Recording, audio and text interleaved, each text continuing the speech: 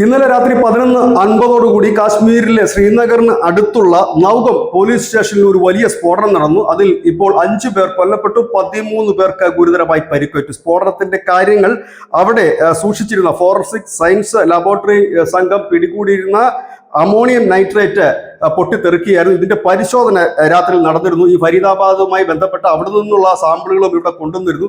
ഈ സാമ്പിളുകൾ പരിശോധിക്കുന്നതിനിടയിലാണ് ഇത് പൊട്ടിത്തെറിച്ചത്. വലിയ സ്ഫോടനമായിരുന്നു എന്ന് അവിടെ അടുത്തുള്ള ജനം പറയുകയും ചെയ്തു. ജെയ്ഷെ മുഹമ്മദും അൻസാർ ഗവത് ഉൽ ഹിന്ദ് തുടങ്ങിയ സംഘടനകളുടെ കേന്ദ്രങ്ങളിലും മറ്റുമൊക്കെ നടത്തിയ റെയ്ഡിൽ പിടിച്ചെടുത്ത സ്ഫോടക വസ്തുക്കളും ഉണ്ടായിരുന്നു. ഇവിടെയാണ് രാത്രിയിൽ ഈ അന്വേഷണ സംഘം, ഈ ഫോറൻസിക് വിദഗ്ധരടക്കം പരിശോധന നടത്തി. ഈ പരിശോധനയ്ക്കിടയിലാണ് ഇത് പൊട്ടിത്തെറിച്ചത്.